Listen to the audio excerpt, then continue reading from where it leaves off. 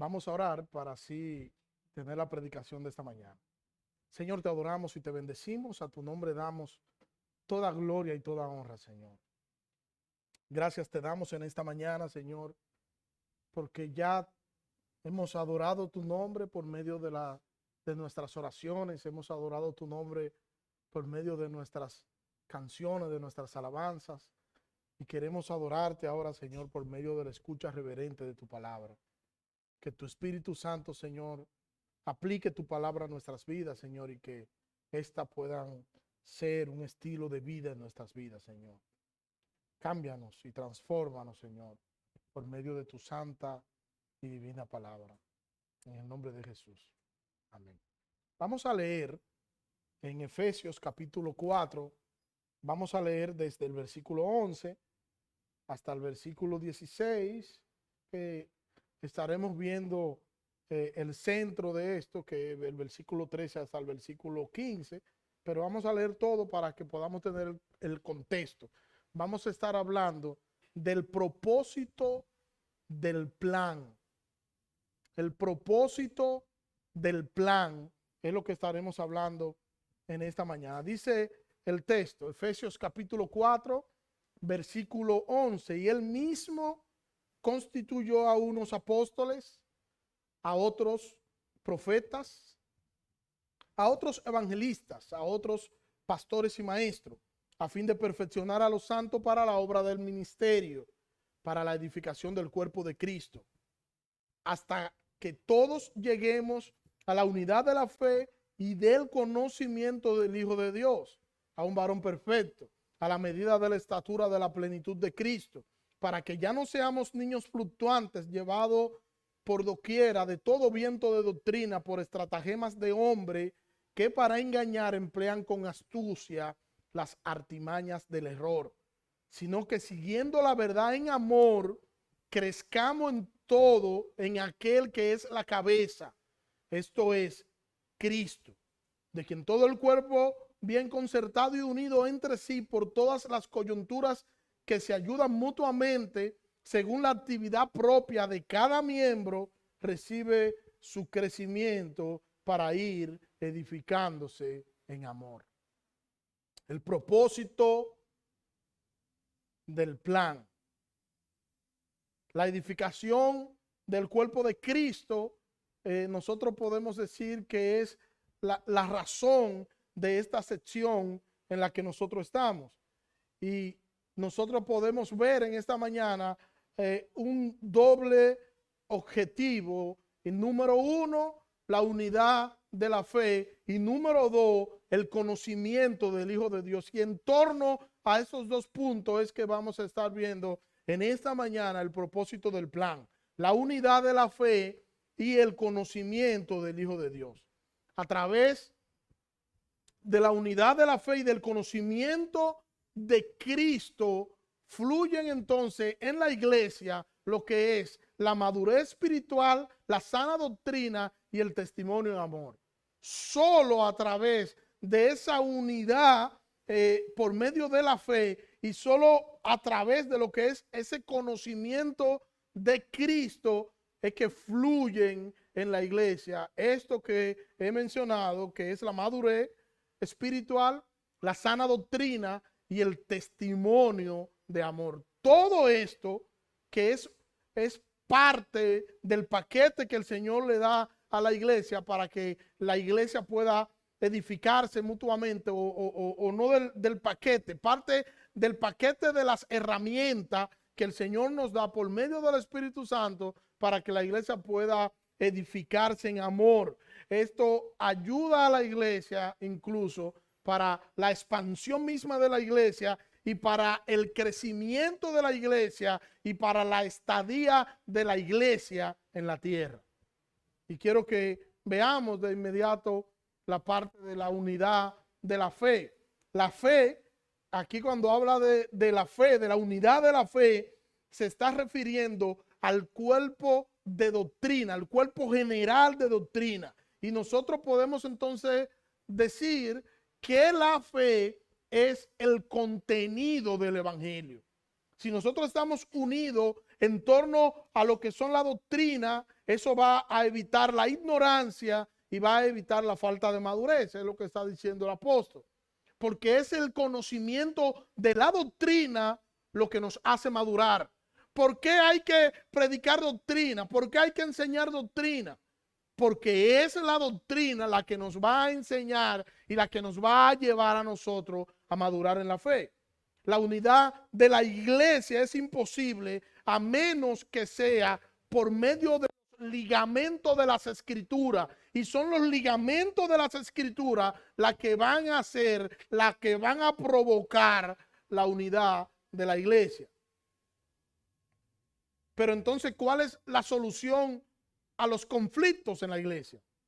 ¿Cuál es la solución a las dificultades? ¿Cuál es la solución a los enfrentamientos que a veces existen entre nosotros? Simplemente la aplicación de la verdad, o sea, la palabra de Dios, es la solución a ello. ¿Es posible que existan conflictos entre nosotros? Por supuesto que sí. Yo le he dicho otras veces que yo no nací con dientes.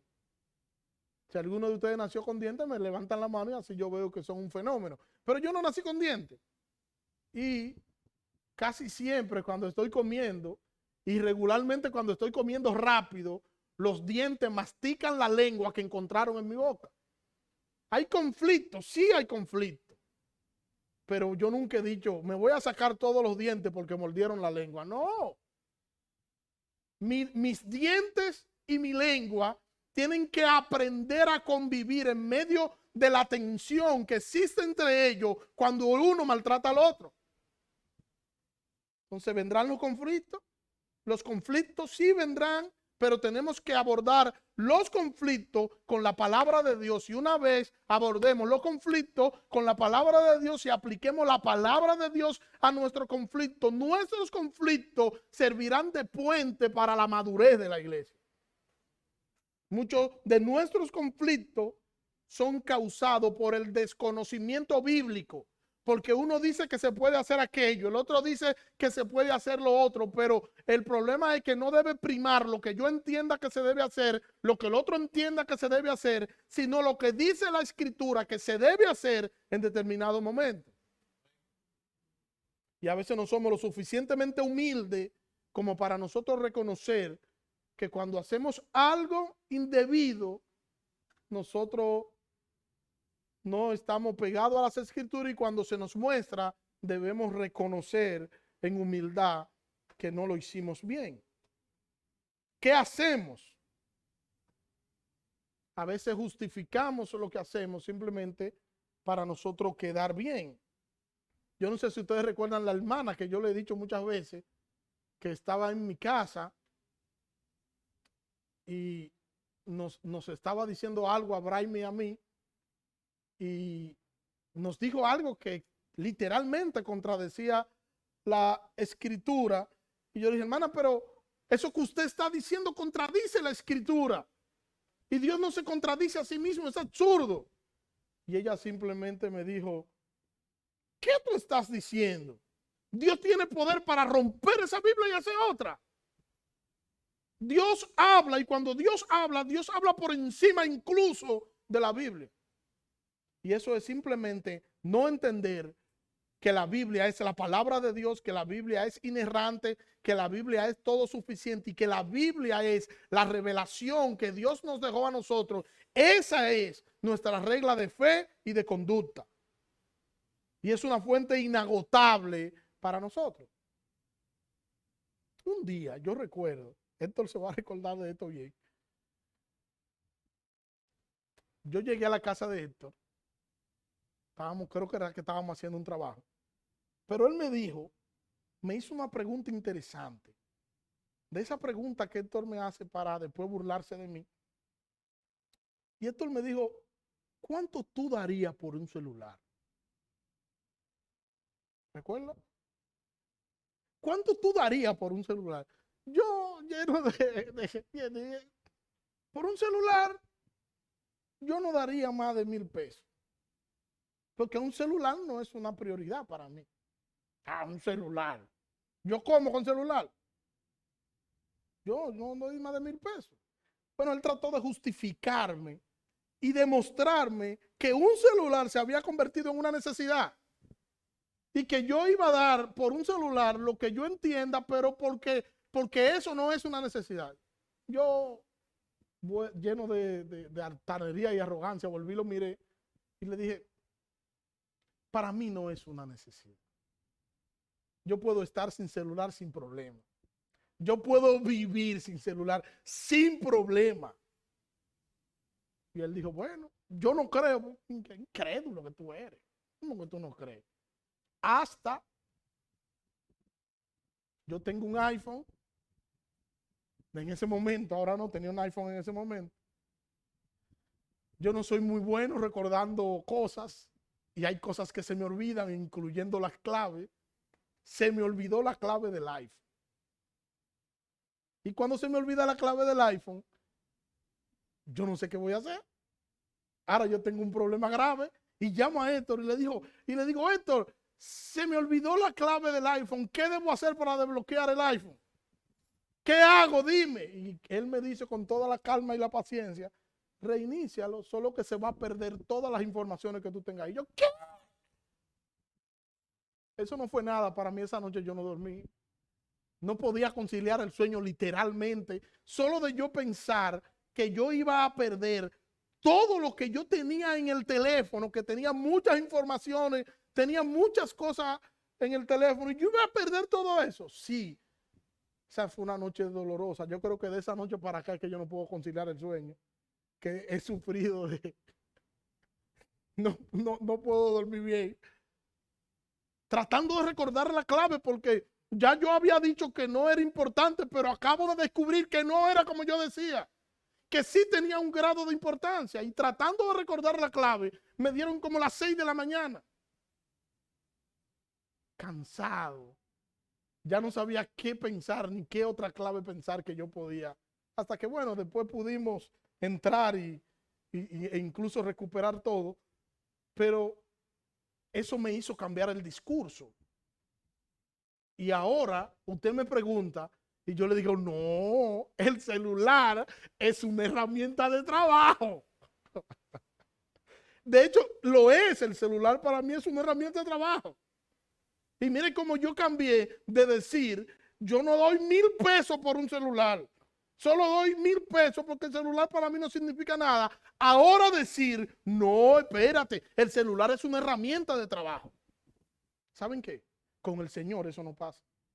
Lo que el Señor dijo ayer, eso es lo mismo que va a decir hoy y eso es lo mismo que va a decir mañana, porque el Señor no es fluctuante como nosotros, no es variable como nosotros. El Señor no tiene sombra de variación. Él es Dios y su palabra es y será. Él es el Señor. Y cuando el apóstol Pablo está hablando aquí de el enfrentar divisiones y conflictos en la iglesia, y eso lo podemos ver en la carta a los Corintios, Pablo hace un llamado a la unidad en torno a la verdad para que todos hablen una misma cosa, porque solo si nosotros estamos unidos en torno a la verdad van a disminuir los conflictos. Fíjense, dije que van a disminuir, no dije que no habrá. Conflicto entre nosotros, no es que no habrá, es que se van a disminuir. Mire cómo dice la primera carta a los Corintios, capítulo 1, versículo 10. Os ruego pues, hermano, por el nombre de nuestro Señor Jesucristo, que habléis todo una misma cosa y que no haya entre vosotros divisiones, sino que estéis perfectamente unidos en una misma mente y en un mismo parecer. Es unido en torno a la verdad de Dios, es unido en torno a la doctrina, es unido en torno a la fe, al conjunto de reglas que nosotros tenemos en las Escrituras. Cuando nosotros nos dividimos es cuando nosotros nos alejamos de la verdad. O cuando nos apartamos de la verdad. Porque si nos mantenemos en la verdad misma nos une por encima de nosotros. Nunca tendremos unidad si no es por medio de la verdad o de la doctrina integral de las Escrituras.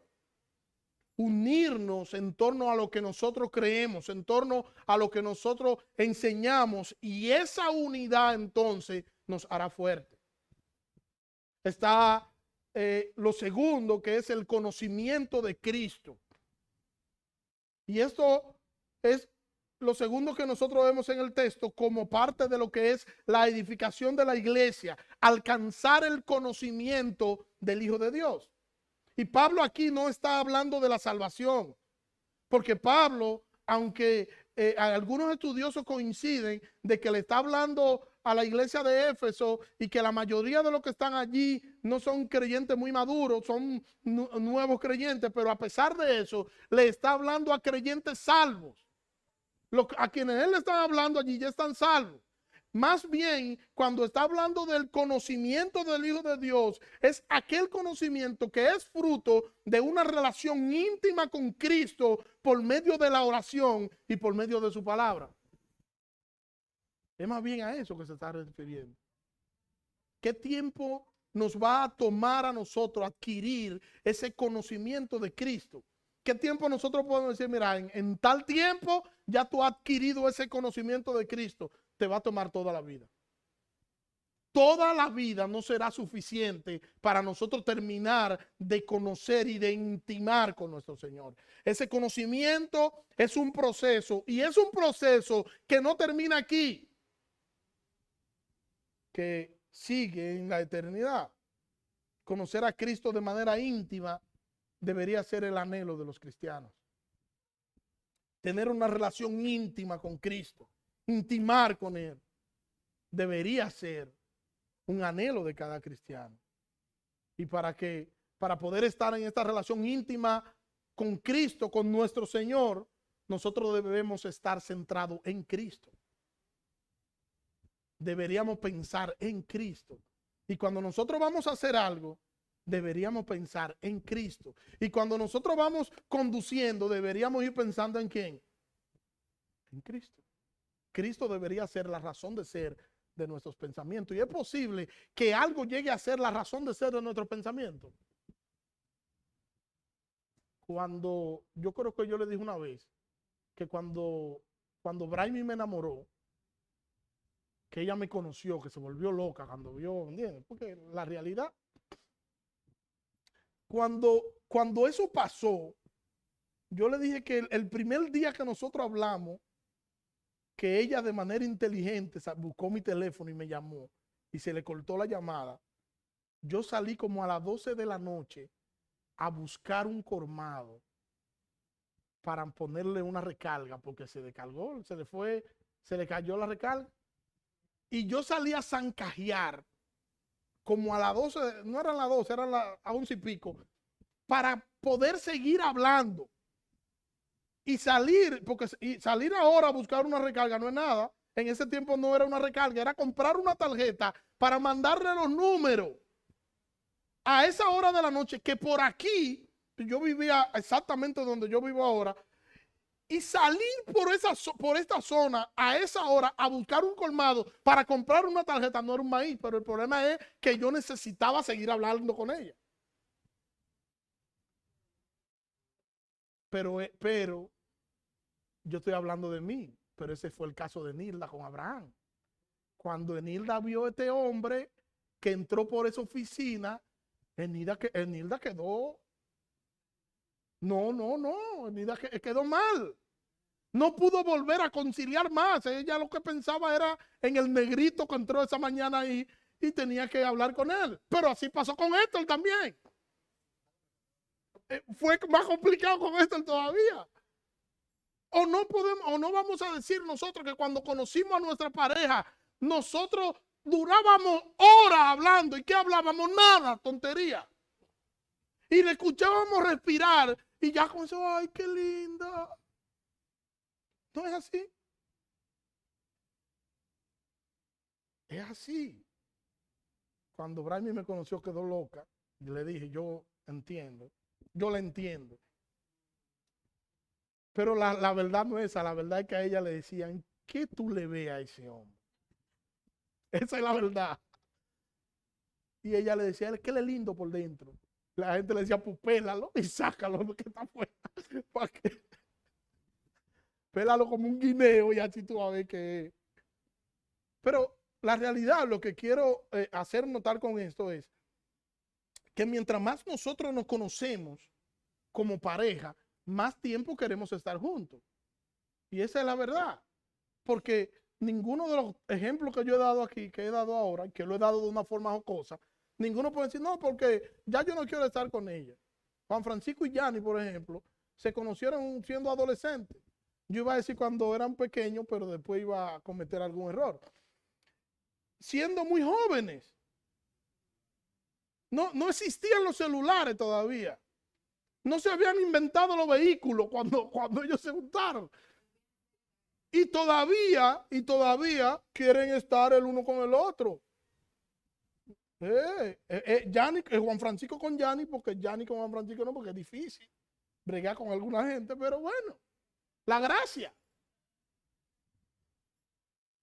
Sin embargo, ahora nosotros no podemos decir, no, ya nos cansamos de nuestra pareja, no, al contrario, ahora la relación maduró y ahora estamos en otra etapa de la relación y esa intimidad que nosotros queríamos tener al principio, la tenemos ahora, pero ahora con cierto grado de madurez, porque ahora tenemos una relación más madura, una relación donde Abraham se va fuera del país y Enilda no puede ni dormir. Enilda se enferma cada vez que Abraham se va del país y le dan una cosa.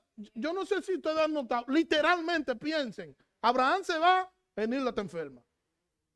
Porque los hombres servimos hasta para remedio. Y la gente no entiende eso. Servimos para remedio. Somos más racionales hoy en nuestras relaciones matrimoniales. Igual disfrutamos. Yo creo que hoy nosotros disfrutamos más que al principio. Disfrutamos, somos más racionales. Tenemos una relación más madura, donde ahora nos atrevemos a decirle no. En ese tiempo no era así, había que truquear la cosa. Bueno, así la relación que nosotros deberíamos tener con el Señor debería ir madurando y nosotros deberíamos estar o querer estar siempre con el Señor en una relación de madurez con el Señor, donde nosotros vayamos en etapa, en una relación madura con nuestro Salvador. Nuestra pasión, nuestro anhelo, nuestro deseo deberían estar en Cristo para la gloria de su nombre. Nosotros deberíamos orar. Nosotros deberíamos deleitarnos en la presencia de nuestro amado Salvador. Deberíamos disfrutar el estar con Cristo. Y mientras más pasemos tiempo con el Señor, deberíamos estar más enamorados de Él. Mientras más tiempo pasamos con Él, eso debería despertar pasión en nosotros por Cristo. Mire cómo dice Pablo en Filipenses capítulo 3, versículo 8 en adelante. Y ciertamente aún estimo todas las cosas como perdidas por la excelencia del conocimiento de Cristo Jesús mi Señor, por amor del cual lo he perdido todo y lo tengo por basura para ganar a Cristo y ser hallado en él, no teniendo mi propia justicia que es por la ley, sino la justicia que es por la fe de Cristo, la justicia que es de Dios por la fe, a fin de conocerle y el poder de su resurrección y la participación de su padecimiento, llegando a ser semejante a él en su muerte. El anhelo de Pablo era estar con Cristo, era ser como Cristo, era amar a Cristo, era mostrar su amor por Cristo siempre. Y si Pablo tenía que poner en una balanza las cosas materiales y las cosas espirituales, para Pablo lo más importante eran las cosas espirituales. Debemos llegar a esa intimidad donde nosotros deseamos tanto a Jesús que Él es nuestro motivo y Él es nuestra razón de ser. Donde todo lo que el mundo nos quiera ofrecer, nosotros podamos verlo como basura en comparación con nuestro Salvador. Está lo tercero, que es la madurez espiritual. La madurez espiritual que el apóstol Pablo dice aquí en la carta a los Efesios, dice Pablo, la estatura de la plenitud de Cristo, hasta que lleguemos a la estatura de la plenitud de Cristo.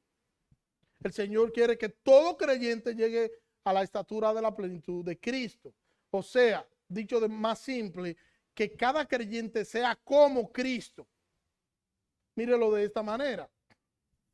La iglesia en el mundo debería ser Cristo en el mundo. Cuando la gente nos ve, la gente debería ver a Cristo. Y nosotros deberíamos ser un espejo. Los cristianos están llamados a andar como Cristo anduvo. Mire cómo lo dice en primera carta de Juan, capítulo 2, versículo 6. El que dice que permanece en él debe andar como él anduvo.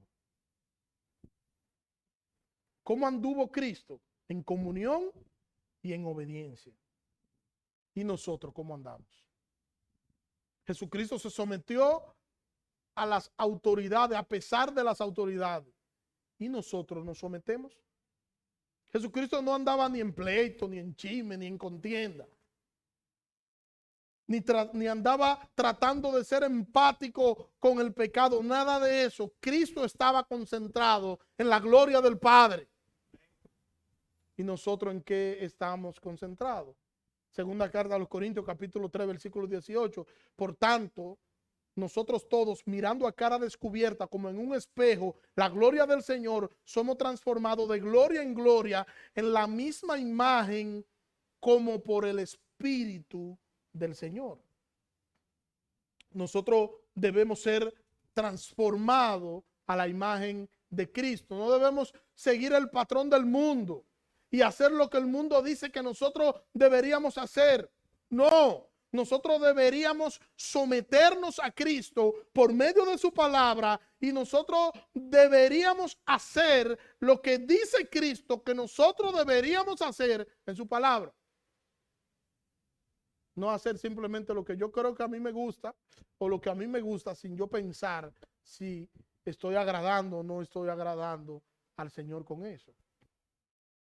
Deberíamos pensar más allá de nuestras narices. Somos transformados y esa transformación tiene que verse. No debemos mentir como mienten los que no son creyentes. No deberíamos airarnos como lo hacen los que no son creyentes. No deberíamos justificarnos como lo hacen los que no son creyentes. Nosotros no deberíamos tampoco engrandecernos como lo hacen los que no son creyentes, sino que deberíamos vivir vidas que honren a nuestro Salvador, que den gloria a su nombre. Y muchas veces nosotros invitamos familia a la iglesia, invitamos familia a la célula y nos damos cuenta que la familia y la gente que nosotros invitamos no asiste. Y tenemos que preguntarnos por qué nosotros invitamos a alguien y a veces no asiste. ¿Le modelamos nosotros a Cristo a esa persona? A veces nuestras familias son los que, quienes mejores nos conocen y quienes saben quiénes somos nosotros realmente. Yo puedo presumirle a ustedes cualquier cosa, pero usted se sienta con Jiré 5 minutos y ella le va a decir quién soy yo. Yo puedo presumirle a cualquiera, pero a los de mi casa, ellos son los que realmente me conocen sin pose. Ellos saben quién soy yo realmente y a veces nuestras familias no nos acompañan y no asisten a donde nosotros lo invitamos, las cosas que tienen que ver con el Señor, porque ellos saben que nosotros nos comportamos en la casa muchas veces como impíos y no como cristianos. No le damos testimonio. Nuestros vecinos a veces no creen en lo que nosotros decimos porque lo que nosotros hacemos no deja que ellos escuchen lo que nosotros estamos diciendo. Y los invitamos y no vienen. Y queremos en cierto momento de hablarle del evangelio, pero nuestra mala conducta no le permite a ellos dejarnos escuchar. Y tenemos que que preguntarnos qué estamos haciendo mal, para que entonces podamos ajustarnos a la palabra de Dios. Ajustarnos a la palabra de Dios y hacer entonces conforme a la voluntad del Señor. ¿Están los demás viendo a Cristo en nosotros? ¿O están viendo a un hipócrita que dice que es una cosa, pero en realidad es otra? ¿Qué están viendo los demás? ¿A quién ven los demás a través de nosotros? ¿Ven a la familia Cordero? ¿Es que los corderos son así? ¿Es que los corderos se comportan así? ¿O ven a una persona que es cristiano y que modela el amor de Dios a través de lo que hace? La transformación tiene que verse en nosotros. Y en la medida en la que va creciendo nuestra relación íntima con Cristo, en esa misma medida se va a ir viendo nuestra transformación, porque nos vamos a ir pareciendo cada día más a Cristo. Tenemos que reconocer que nosotros no vamos a lograr de forma plena y perfecta la medida de la estatura de la plenitud de Cristo. Tenemos que reconocer que tenemos muchas luchas, sí. Que tenemos lucha con el pecado, sí. Que de incluso la misma escritura da por de que vamos a pecar. Hijitos, no pequen, pero si alguno peca, abogado tiene para con el Padre, a Jesucristo el justo. Sí, lo da por hecho. Y el pecado va a provocar en el corazón del cristiano dolor. Y cuando el cristiano se vea ante el pecado, ese pecado va a producir dolor y va a producir arrepentimiento. Y va a ir a Cristo en arrepentimiento y fe. No lo vamos a alcanzar de manera perfecta, pero sí de manera sincera. Nosotros debemos alcanzar ese grado de madurez que nosotros agrademos y glorifiquemos a nuestro Señor con ese accionar de nuestras vidas. El que peca y luego se justifica diciendo, es que el Señor sabe que yo soy así, es que yo soy débil. No es más que un inmaduro que necesita una relación personal con Cristo. Un cristiano maduro es aquel que se arrepiente, es aquel que reconoce que lo hizo mal y pide perdón. Yo no estoy hablando de un cristiano maduro como un cristiano perfecto, que no comete pecado, que no, eso no existe. Yo estoy hablando de un cristiano que cuando comete un error se arrepiente y que reconoce que el único santo y perfecto es el Señor y que tiene que hacer las cosas bien y que tiene que al hermano que en determinado momento cometa un error, tratarlo como él quisiera que lo traten cuando sea él que comete el error. Un cristiano maduro es aquel que ama a los demás. Es aquel que da por gracia lo que por gracia ha recibido. Un cristiano maduro es sensible a los que sufren. Es amable con los necesitados. Ayuda a quien puede y da gloria a Dios por lo que hace. Un cristiano maduro es una persona que vive conforme a las Escrituras. En eso pudiéramos solo resumirlo. Un cristiano maduro es un cristiano que se preocupa por sus hermanos en la fe.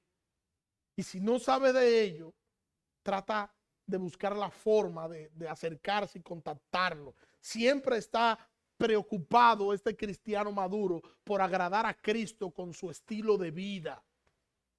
Y sabe que no tiene opción porque Él es propiedad de Cristo. Y como somos de Cristo, tenemos que hacer lo que dice el autor de los Hebreos, puesto los ojos en Jesús, el autor y consumador de nuestra fe. Muchas veces hay que decirlo y decirlo con dolor. Muchas veces nosotros vivimos divorciados de las cosas espirituales y muchas veces nosotros hacemos cosas y en lo último que nosotros pensamos es en el Señor, cuando debería ser todo lo contrario, que yo debería pensar en el Señor primero y luego en lo demás. Y a veces andamos por la vida en automático y olvidamos que nuestra razón de ser es la gloria de Dios. Y esa razón debe verse en nuestras relaciones. Esas relaciones, esa razón debe verse en nuestro trato, en el trato que nosotros nos tenemos.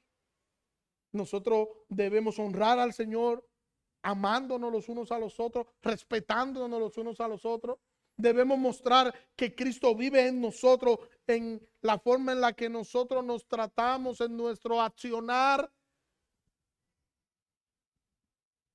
Todo el mundo debe identificar a Cristo en nosotros por la forma en la que nosotros nos tratamos. ¿Vamos a tener conflicto? Sí, vamos a tener conflicto.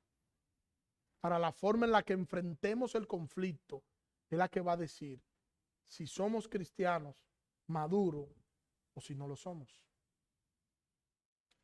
Lo cuarto es la sana doctrina, dice el versículo 14, para que ya no seamos niños fluctuantes llevados por doquiera de todo viento de doctrina por estratagemas de hombre que para engañar emplean con astucia las artimañas del error. Y tenemos que reconocer que hay mucha manipulación. Tenemos que reconocer que vivimos en una época donde nosotros tenemos medios masivos de información y es la época de mayor manipulación. De hecho, tenemos creyentes, o por lo menos ellos se llaman así, o le decimos creyentes para ayudarlo, que tienen maestría en manipulación de la palabra. Y que solo están interesados en la lana de las ovejas, porque son asalariados, son mercenarios de la fe, gente que piensa con el vientre, tal y como nos dice el apóstol Pablo en Corinto, piensan con el vientre, su único interés es la leche y la lana de las ovejas. ¿Y saben qué es lo terrible de esto? Lo terrible no es que esta gente tengan un interés en la lana, en lo que produce las ovejas, en ellos poder beneficiarse de las ovejas. Eso no es lo grave. Lo terrible es que las ovejas van tras el encantamiento de estas personas y desechan la sana doctrina para irse tras estas personas que lo único que le interesa es engañarle y manipularle. Lo que estoy diciendo es que las ovejas prefieren a quienes los entretienen y no a quienes los alimentan. Y por eso ustedes han visto mucho modismo y que declara y que siembra y que a esto y que a lo otro. Eso es simplemente entretenimiento. Y por eso usted, no sé si ha visto culto, que usted dice, baja, esto es un espectáculo secular o esto es un culto al Señor. Porque la idea es poder introducir cosas en el culto público que llame la atención de la gente, porque el centro de atención del culto no es el Señor, es la gente. Y yo lo que quiero es captar gente, no hacer lo que yo hago para la gloria de Dios. Y eso es lamentable. El apóstol Pablo está hablando aquí de personas que planearon engañar. Esa es la idea del apóstol Pablo. No gente que engañaron porque se les dio el engaño, no, que planificaron el engaño, que hicieron una planificación para ellos poder calar en el gusto de los creyentes con un fin malsano, simplemente porque querían lucrarse de los creyentes, querían llenar sus bolsillos. Y yo le pregunto, ¿no hay cantantes así? ¿No hay predicadores así? ¿No tenemos entre el pueblo de Dios encantadores de serpientes, gente que habla bonito y dice cosas que emocionan, pero simplemente no nos confrontan con la palabra porque ese no es su fin, sino que su fin es otro? Y es la palabra. Lo único que nosotros necesitamos para nosotros ser fuertes espirituales, lo único que nosotros necesitamos es que se nos dé la palabra de Dios y que el alimento de la palabra de Dios entre a nosotros y nosotros entonces vamos a ser edificados, vamos a ser confortados y nosotros vamos a ir creciendo a la estatura de un varón perfecto, pero solo por medio de la palabra de Dios. Esa es la palabra de Dios lo que nosotros necesitamos. No necesitamos otra cosa. Y por eso usted lo ve hoy que dicen que tienen nuevas revelaciones. No, la Biblia dice eso. Pero el Señor me dio una revelación. O sea que lo que tú tienes está por encima de lo que dicen las Escrituras. Tienen nuevas interpretaciones. Y el Señor a nosotros no nos ha llamado a ser auténticos en interpretaciones bíblicas. No es a eso que el Señor nos ha llamado. El Señor nos ha llamado a ser fieles al texto bíblico. Es la fidelidad lo que le falta a esta gente que están engañando a las iglesias. Y andan torciendo las Escrituras. Solo con el fin de ellos beneficiarse y de ellos quedar bien. Y el apóstol nos dice que los que se dejan llevar como niños son aquellos que no son maduros en la fe. Los niños no tienen madurez. No tienen la madurez necesaria para enfrentarse a esta guerra de doctrina. Y hay muchos niños espirituales que son llevados por el viento de muchas falsas enseñanzas.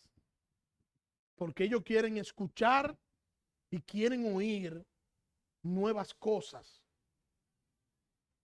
Pero no les interesa vivir las Escrituras. Porque es más fácil decir y escuchar. Dice el Señor, es más fácil que leer la Escritura, aplicarla y vivirla. El cristiano inmaduro es incrédulo y cae en todos los errores espirituales. A muchos creyentes se le presentó un evangelio deficiente o un falso evangelio, porque no hay evangelio sin cruz, no existe el evangelio que se vive de manera ligera, no existe el evangelio light. El que quiere venir en pos de mí, niéguese a sí mismo, tome su cruz y sígame. Eso es lo que el Señor dice. Y mire cómo Pablo reprende la inmadurez de la iglesia de los Corintios. Primera carta a los Corintios, capítulo 3, desde el versículo 3. Versículo 1 al versículo 4. De manera que yo, hermanos, no puedo hablarlo como espirituales, sino como a carnales, como a niños en Cristo. Os di a beber leche y no vianda, porque aún no erais capaces, ni sois capaces todavía, porque aún sois carnales, pues habiendo entre vosotros celos, contiendas y disensiones, ¿no sois carnales y andáis como hombres? Porque diciendo el uno, yo ciertamente soy de Pablo, y el otro, yo soy de Apolo, ¿no sois carnales? ¿Qué pues? ¿Qué pues es Pablo? ¿Qué es Apolo? Servidores por medio de los cuales habéis creído.